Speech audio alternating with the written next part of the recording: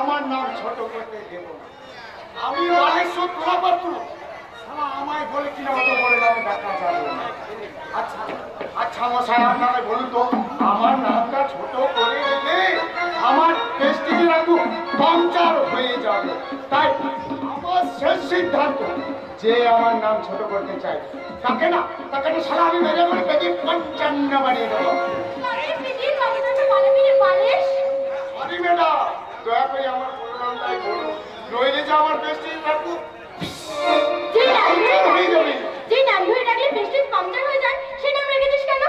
আমি কি আর রেখেছি না, রেখেছে তো আমার এই বাবা।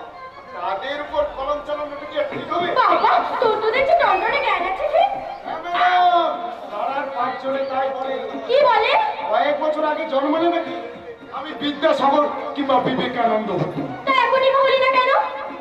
কপালে দোষ ম্যাডাম, কপালে দোষ, নইলে কি সারা ওই কুত্তার হাল হয়? কেন কুত্তার হাল হতে যাবে কেন? তোর তো যতই সুখে থাকি না কেন ম্যাডাম, বাড়ির চাকর আর কুত্তার মধ্যে সারাদিন একটা ফাঁক নেই। তাতে সে অফিসারই হোক আর গরু ছাগল মানে রাখালি হোক। তাতে কি হয়েছে? এই বর্তমান যুগে তো চাকরের সাথে মালিকের টক্করে লড়াই চলছে। হ্যাঁ, লড়াই করছে। লড়াই করে জল ঢালা থেকে হইলে সব হয়েছে। আর সুযোগ পেলে পয়সাওয়ালা মানুষগুলো তাদের চড়িয়ে করে 64 বাড়িয়ে। আচ্ছা, তাতে তো পরিবর্তন হয়েছে নাকি? আমূল পরিবর্তন হয়েছে ম্যাডাম, আমূল পরিবর্তন হয়েছে। ওই সূর্য যে মোমবাতিটি পেয়েছে, ব্যাস, এবার তোর গ্যাসের লেকচার বন্ধ কর তো। আমি বন্ধ করলে কি হবে ম্যাডাম? সারা দেশটা তো এখন গ্যাসেই চলছে। তার মানে আগে দেশের নেতা মন্ত্রীরা কথা মতো কাজ করতো, আর এখন শালগ্রাম মন্ডল আছে না, ও শালা গ্যাস দিয়ে বিশিন্দার লোকের পেটে ভরিয়ে দিচ্ছে। তোর মাথা যন্ত্রণা হচ্ছে? কথা থাকলে যন্ত্রণা হয় বাবু, ওই তো আমার মাথাটা আছে বলে। সব ব্যাপারে মাথা ঘোরাবি না, আর তোর মতো ছোট লোকদের মাথা রক্ত মাংস দিয়ে তৈরি বাবু, হয়তো সে মাথার বুদ্ধিটা আপনার মাথার মতো অত জটিল নয়। তোর কথা শুনে আমি অবাক হয়ে যাচ্ছি। বলে সরি বাবু, দয়া করে ওটাই আমার আসল নাম, দয়া করে আমার পুরো নামটাই বলুন। আমার নামকে ছোট করা মানে আমার পেস্টিজ আকু পাঞ্চারে ফেলা। দয়া করে ওই গিলাটি আপনি কে নেবেন না বাবু, কে নেবেন না। হায়রে কলিকাল, ছাগলে চটে বাঘের সামান্য চাকরের মুখে শুনি আজ মহাবনদের তাতে কি হয়েছে ভাবি? দেশের উন্নতি হয়েছে, মালিকের উন্নতি হয়েছে, চাকরের হবে না কেন? নিশ্চয় তার তোমার মুখে শুনতে হবে, এটা আমি আশা করিনি মা। কেন ভাবি? আমি কি এতটাই অজ্ঞ যে? অজ্ঞ নয়, বরং বিজ্ঞ। আজকে বিজ্ঞ করার জন্য তোমাকে আমি বিদেশে পড়তে পারিয়েছিলাম, তার ফল নিশ্চয়ই এটা নয় মা। ভাবি, তারপরে তুমি আমার কাছে কি আশা করো বলো? আর শিক্ষার কলা কৌশল যা দিয়ে তুমি মহিলা হয়ে আধুনিক সমাজকে বলবে, আবার বাঘিনী হয়ে তাদের বুকে দাঁড় করাবে। ভাবি, তা কি করে হয়? শাশ্বত বাংলার নারী হয়ে আমি এখন আমার কাজে সাহায্য করবে, আর বিয়ের পর স্বামীর কাজে। তাই তো আমি চাই ভাবি, আর সেই জন্যই তো আমি তোমার চলার পথটা তো পরিবর্তন করতে হবে মা। তোমাকে সেই পথেই চলতে হবে যে পথে সমাজ, অর্থনীতি আর রাজনীতি আমাকে উপর উঠতে সাহায্য করবে। আর আধুনিক সমাজ আমার পায়ের নিচে গড়িয়ে পড়বে। বেশ, তাই হবে ভাবি, তাই হবে। তোমার দেখানো পথ ধরেই আমি চলবো। তাতে আমাকে যত নাচতে নামতে হয় তাতেই আমি নামবো। তবু তোমার কথাই যে আমি রাখবো ভাবি। তাই তো তোমার চরণে আজ পুষ্পাঞ্জলি দিয়ে তোমার কথা মতো আমি চলবো ভাবি। আমি সব পারবো, দেখে নিও, আমি সব পারবো, সব পারবো। রাজনীতির এমন চাল, সাগরে চাটে বাঘের দল। মনে পড়ে নচিকেতা সেই গানের লাইনকে, রাজনীতি তোদের যোগ্যতা লাগে না, শিক্ষা দীক্ষা যোগ্যতা নয়, ছোলা কোলা কৌশলী হবে আমার সব বাধা বিঘ্নকে অতিক্রম করার প্রধান অস্ত্র।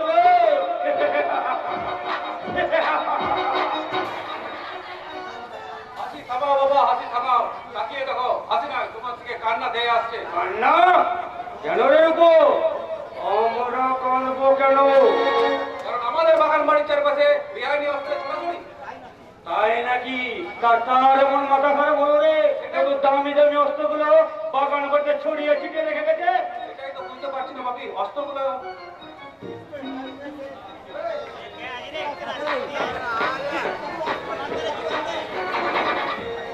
এটাই তো বুঝতে পারছি না বাপি। হাওয়ায় এসে ওরা আসে এখানে।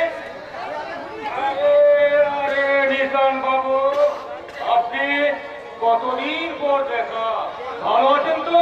সেই 25 বছর আগে আপনার পাশে এক নিরপরাধ মহিলাকে আমি সেদিন বাঁচাতে পারিনি, তাই আবার আমি ফিরে এসেছি।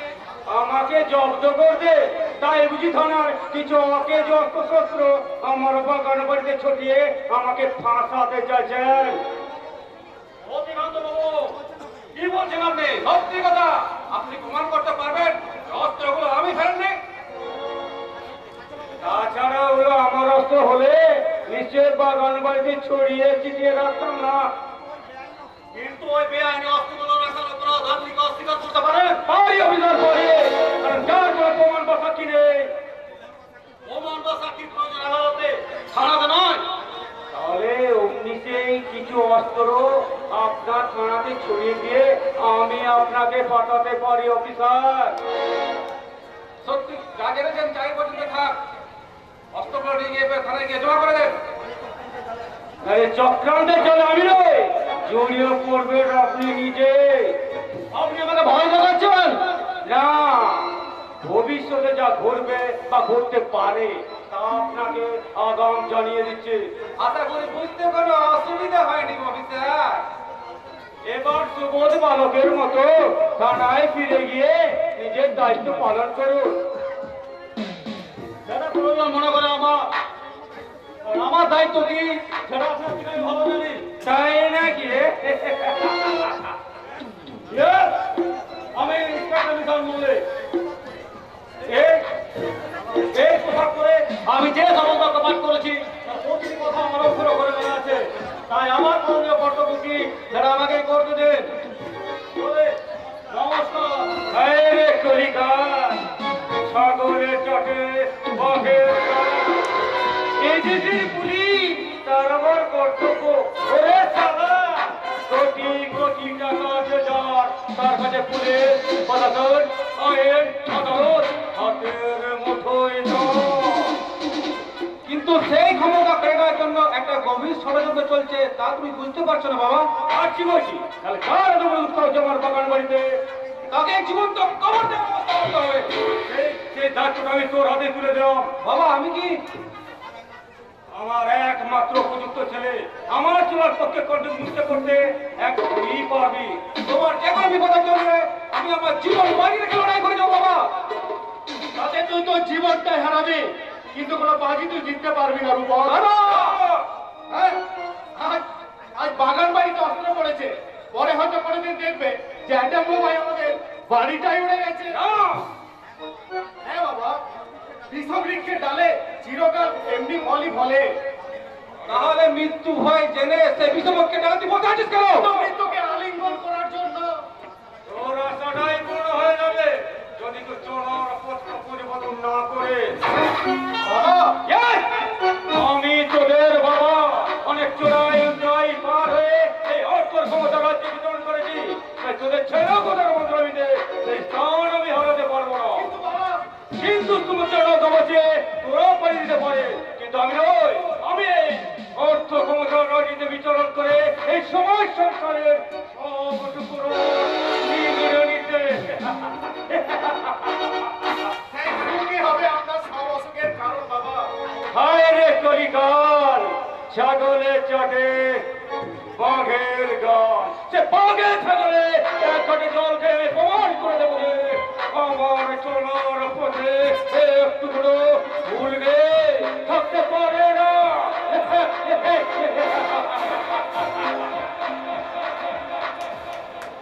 আমিও সেই দিনটার জন্য অপেক্ষা করবো বাবা, যেদিন তুমি তোমার ভুল নিজের মুখে স্বীকার করবে। তাহলে তোকে তো অনন্তকাল পর্যন্ত অপেক্ষা করতে হবে রে। না রে রূপক, আসিতেছে শুভ দিন, দিনে দিনে বহু বাড়িয়েছে দেনা, সুদিতে হইবে ঋণ। এ তোর অলিক কল্পনা ছাড়া আর কিছুই নয় রে।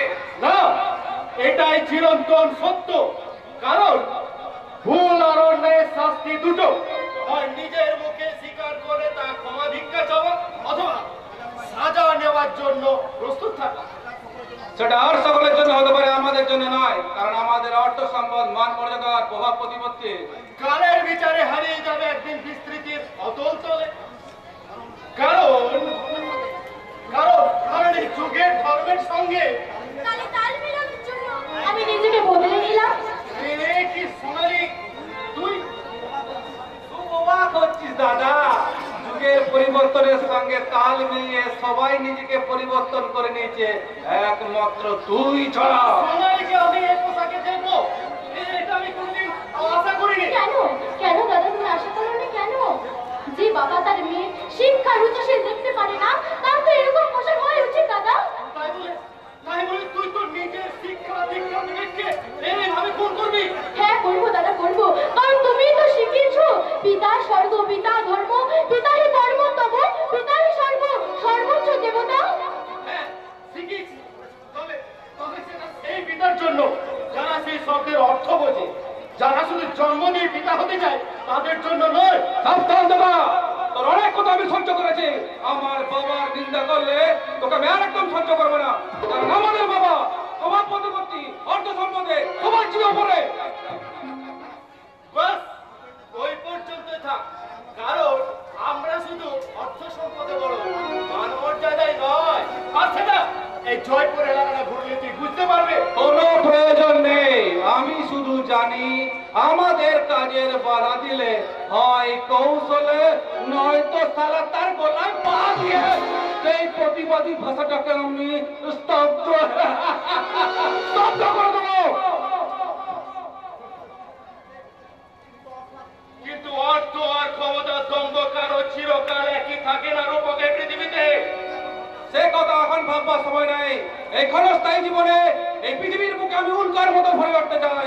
তোর মতো মোমবাতির আলো হয়ে ধীরে ধীরে জ্বলতে চাই না রে, চাই না।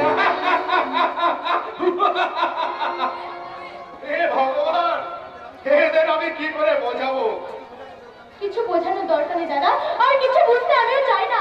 যাদের শরীরে দূষিত রক্ত বইছে, তোমার সততার বাণী তাদের কাছে যাবে না দাদা। তাহলে তুইও রূপকের পথ ধরে চলবি? হ্যাঁ দাদা চলবো চলবো চলবো, কারণ কারণ লেবু গাছে তো আর সুস্বাদু মিষ্টি আম ফলে না দাদা, ফলে না। আমরা আছি সুমিষ্ট আম না বললেও আমরা কাছে যে সুমিষ্ট আমরা বলে সেটা আমি প্রমাণ করে দেবো। দাদা হিরণ্যকশিপুর ঘরে যদি প্রহ্লাদ জন্মাতে পারে, রাবণের ভাই যদি বিভীষণ হতে পারে, তাহলে অধিকাংশ সহজ ছেলে মেয়েরাও আদর্শবাদী হতে পারে। দাদা দাদা তুমি সবাইকে যতই নরক থেকে ভালো পথে আনতে পারো না কেন, তাদের কানে যে সত্যতার বাণী তোমার কিছুতেই ঢুকবে না, কিছুতেই না, কিছুতেই না। কিন্তু কিন্তু আমাকে তো এখানে ঢুকতেই হয় গো দিদিমণি। কি তুমি তুমি এখানে এসেছো কেন? আইলাম বাবু তো কথা মতো আমাকে আইতেই হইল। তার মানে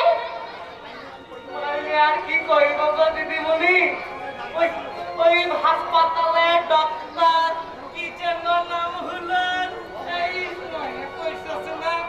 হ্যাঁ মনে কইছে, ওই অনুপম স্যার। ও শালা তো একটু পয়সা আনতে হইব। বসে, কিন্তু তার জন্য আমার কাছে এসেছো কেন? আমি কি করতে পারি? তুমি তো সব পারবা তো দিদিমণি।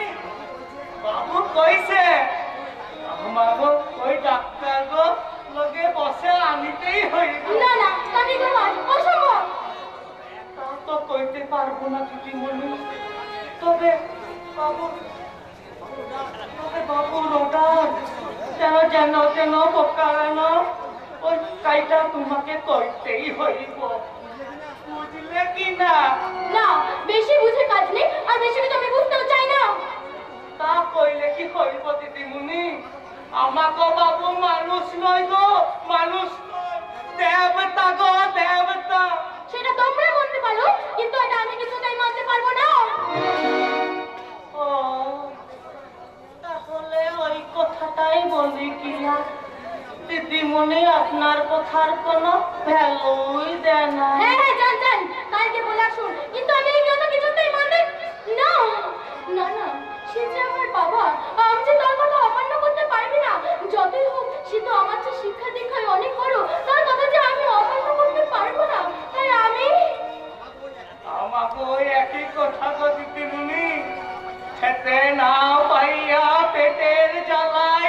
ওই বাংলাদেশ থেকে পিঠাই আইয়া বাবুর দেওয়া ছাই পাইয়াছি, তাই তাই বাবুর একাম কুকাম। হ্যাঁ, তাই করে করে তোমরা নোংরা পথে যাচ্ছ, তাই তো? কিন্তু তোমার মনে একটু কেঁদে ওঠে না? তোমার বিভাগ একটু চিৎকার করে বলে না এটা ভালো না, এটা নোংরা কাজ, এটা বাজে কাজ? বলে না? বলো, তোমার বাড়িতেও যে একটা ছেলে আছে নাকি? আগো দিদিমণি, আমাকে পোলা রমজান বারে বারে কয় বাপজান বাপজান ওগুলো কাম তুমি কইরো না, কিন্তু চার নুন খাইয়াছি, তার দামে কোনো বাধা দিতে আমি পারো না দিদিমণি, আমি পারো না দিদিমণি, ছি, ছি, ছি, ছি। মানে বাবা বলে ডাকতো, আজ আমার লজ্জা করছে। বাবা জোর করে এই মানুষগুলোকে নোংরা কাজে নামাচ্ছে, এমনকি তার ছেলে মেয়েদের তো ভালো না। বাবা ভগবান, তুমি উপর থেকেই বলে দাও ঠাকুর, এখন আমি কোন পথে যাব, কার কথা শুনবো, এখন আমার কি করা উচিত? তুমি পথ বলে দাও, বলে দাও, পথ বলে দাও তুমি, কোন পথে যাই আমি, কোন পথে গেলে মাগো সান্ত্বনা পাই না, দাও বলে মা, দাও বলে মা, দাও বলে মা,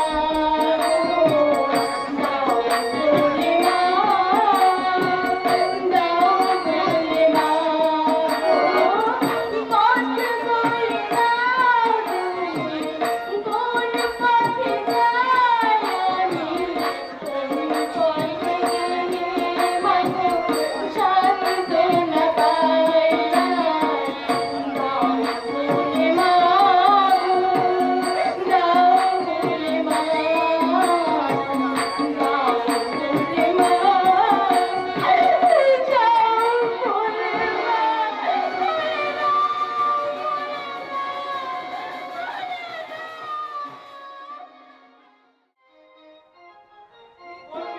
এবার আর কি বা জানতে বাকি আছে?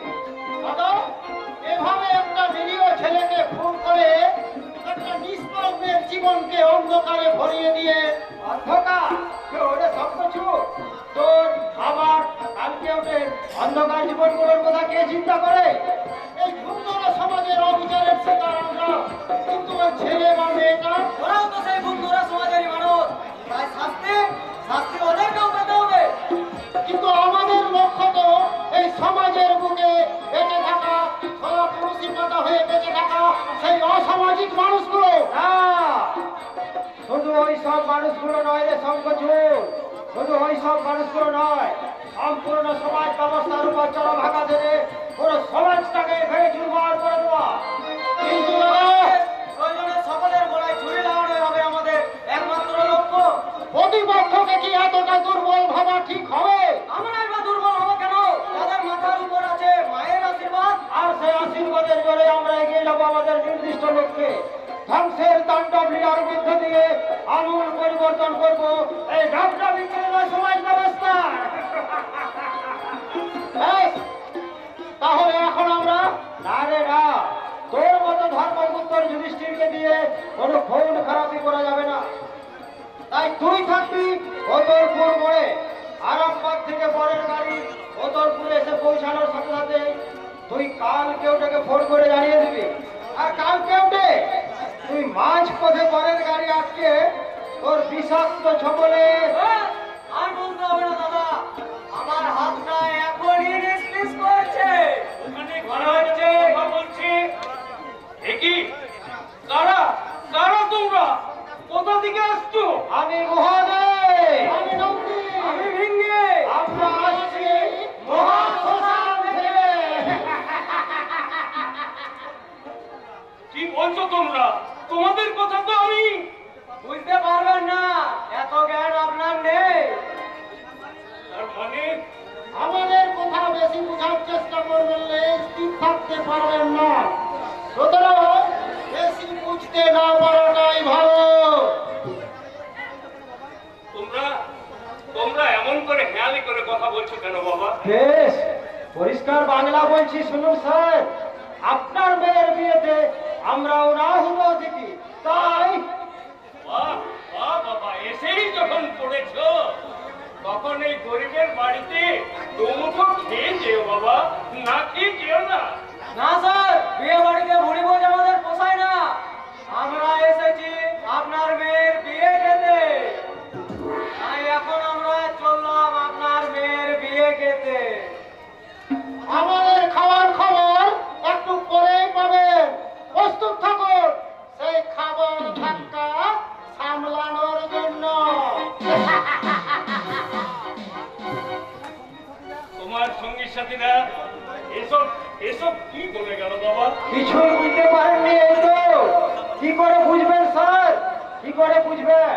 কারণ ওরা তো এখান থেকে বাতাস হয়ে চলে গেল। বুঝতে পারবেন তখন যখন ওই বাতাস ঝড় হয়ে এসে আপনার জীবনের ভালো মন্দ সব কিছুকে উলট পালট করে দেবে। কেন? আমি আমি তো তোমাদের কোনো ক্ষতি করিনি, তাহলে তোমরা তোমরা আমার ক্ষতি করতে চাইছো কেন? না স্যার না, আপনি ভুল করছেন। আপনার কোনো ক্ষতি করার ইচ্ছে আমার নেই। আমি চাই এই সমাজের বুকে আগুন জ্বালাতে, আর সেই আগুনের আঁচ যদি আপনার গায়ে লাগে তাহলে আমার কি করার আছে বলুন? শোনো বাবা, আমি কর্নেল একে বিশ্বাস, সারা জীবন আমি দেশ ও মাতৃকার সেবা করেছি। কোনোদিন কোন অন্যায়ের কাছে আমি মাথা নত করিনি, কোন অন্যায় আমি করিনি। কিন্তু আজ আজ আমি তোমার কাছে হাত জোড়ে অনুরোধ করছি, এই সমাজের উপর প্রতিশোধ নিতে কি আমার একমাত্র মেয়ের জীবনে হয়তো অন্ধকার নেমে আসতে পারে, হয়তো চোখের জলকে সম্বল করে তাকে বেঁচে থাকতে হবে। আমার পোষা সাপের বিষাক্ত ছবলে সে যে নীল হয়ে যাবে না এমন গ্যারান্টি কেউ দিতে পারবে না। ইয়েস, কান্না বন্ধ করে মন দিয়ে শুনুন স্যার, নচিকেতার সেই গান। বসতি আমার পৃথিবী ঘুরে, আকাশ আলো পৃথিবী ঘুরে, বসতি আমার পৃথিবী ঘুরে, আকাশ আলো পৃথিবী ঘুরে, পৃথিবী আবার শান্ত হবে, পৃথিবী আবার শান্ত হবে, একদিন ঝড়ি ফেলে যাবে, পৃথিবী আবার শান্ত হবে, পৃথিবী আবার শান্ত হবে, পৃথিবী আবার শান্ত হবে। এই শান্ত পৃথিবীর কোনো এক কোণে আপনার মেয়ে ভাইরাসটা পাবে, যদি আপনার চলার পথে কোনো ভুল না থাকে স্যার, কোনো ভুল না থাকে। ওরে ওরে ওরে, তুই কে কোথায় আছিস? ছুটে আয়! একটা ভয়ঙ্কর ঘূর্ণিঝড় আমার দিকে খেয়ে আসছে, একটা ভয়ঙ্কর কাল আমার কৃষ্ণের জীবনে সব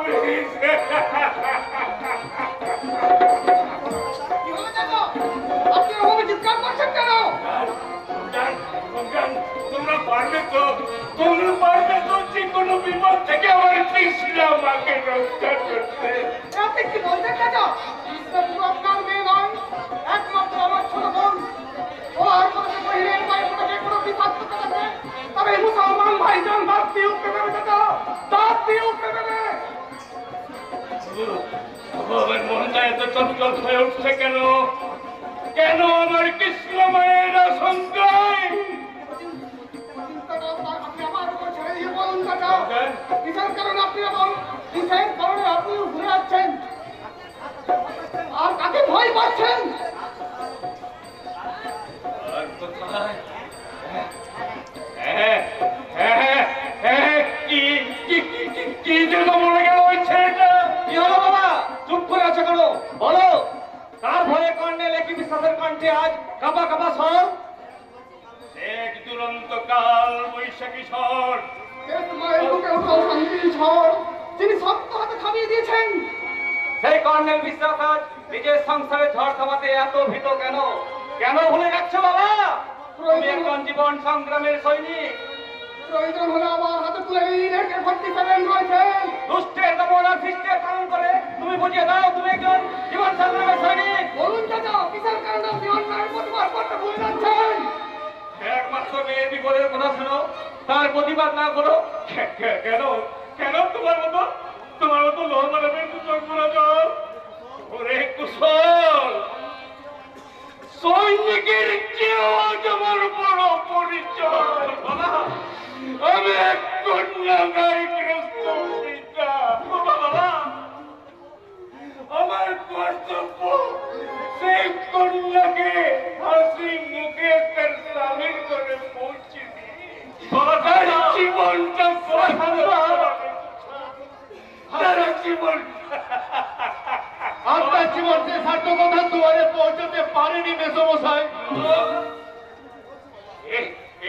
তুমি কি বলছো বাবা? আমার কৃষ্ণময়ের জীবন শত দুঃখের আকুল পাতারে নিমজ্জিত হয়েছে। খেয়ালি না করে স্পষ্ট করে বল হিরো, কি দুঃসংবাদ তুই বলে এসেছিস? চুপ করে দেখো না হিরো ভাই, বলো বলো কি হয়েছে?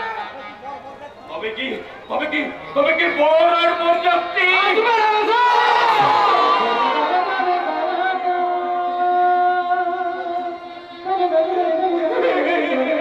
আমি ঠিকই বলছি, কারণ কিছুক্ষণ আগে কতলপুরের কাছে ফাঁকা রাস্তায় বর আর দতাইর হাতে খুন হয়েছে।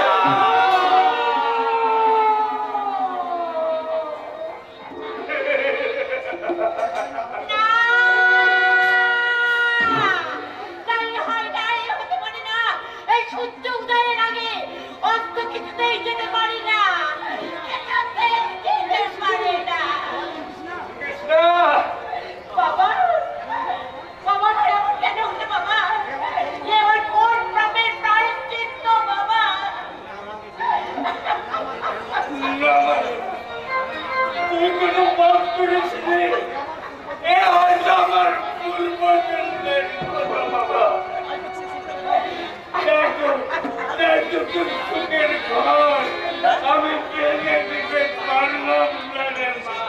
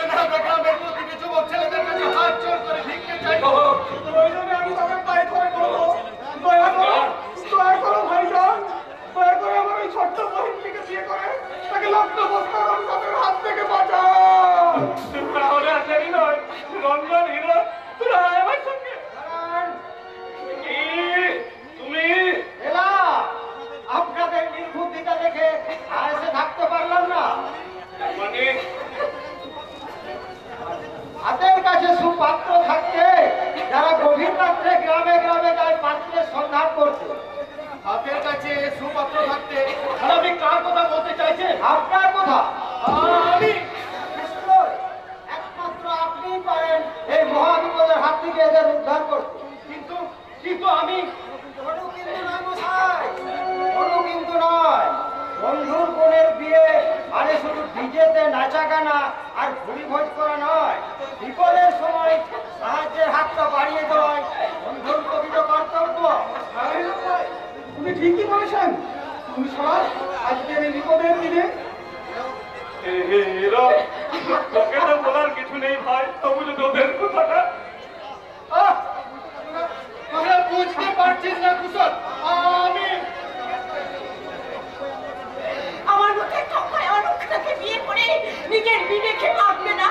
না না, কোনো চিন্তা করতে হবে না, আমার নিজের পথ আমি নিজেই বেছে নেব। না না, তোর জন্য আমি না, তোমার মতো একটা কর্ণের বিশ্বাসকে আমার মতো একটা সামান্য মেয়ের কাছে তোমাকে কিছুতেই আমি মাথা নত করতে দেব না। আমি নিজেকে মুক্তি করতে আমার নিজের পথ আমি নিজেই বেছে তুমি ইতস্তত করেছি বটে, কিন্তু কোনো নেতিবাচক সিদ্ধান্ত কিন্তু আমি এখনো নিইনি। ওর ভগবান আর আমার আল্লাহ আর মুখ তুলে তাকিয়েছে। চোখ চোখ মোচো কৃষ্ণা, এখন আর এক নদী চোখের জল তোমায় মানায় না। ভূষণ, তুমি পুরুষ মশাইকে তৈরি হতে বলো। আমি এক্ষুনি যাচ্ছি। অমাবস্যার নিকট কাল অন্ধকার ভেদ করে আমার মনের জীবনে আজ নবপ্রভাতের সূর্যোদয় হতে চলেছে। এমন একটা শুভক্ষণে দাঁড়ান, দুটি হৃদয়ের পবিত্র মিলনের অপর নাম বিয়ে। সেখানে পুরোহিত, মন্ত্র, ঠাকুর, দেবতার কোনো প্রয়োজন নেই। কর্নেল সাহেব, আপনি হীরক বাবুর হাতে কন্যা সম্প্রদান করুন।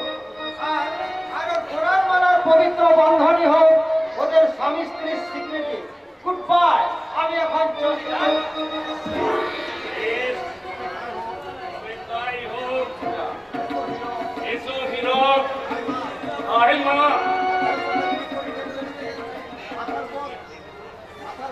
মাথার উপর ৩৩ কোটি দেবদেবী, সামনে হাজারো জনগণকে সাক্ষী রেখে আমার একমাত্র কন্যাকে আমি তোমার হাতে তুলে দিলাম। আজ থেকে সমস্ত সুবাসুরের দায়িত্ব তোমার। পালাপাদরের মতো শুভ কাজ থেকে বাকি হয়ে গেল। আরে নিশ্চয় নিশ্চয়, গুলো শুনি তো শোনে তবেই এটা দাম করে একটু ধরে তো। আরে নাও নাও নাও, শুরু করে দাও, শুরু করে দাও। তোরা শঙ্খ বাজা, ওরে দে উলু দে, শঙ্খ বাজা দে উলু দে, লক্ষ্মী দে লোছারে, চান্দুর পাগল মেলায় নাও গলায় করে। শঙ্খ বাজা দে উলু দে, লক্ষ্মী দে লোছারে, চান্দুর পাগল মেলায় নাও গলায় করে। চান্দুর পাগল মেলায় নাও গলায় করে। চান্দুর পাগল মেলায়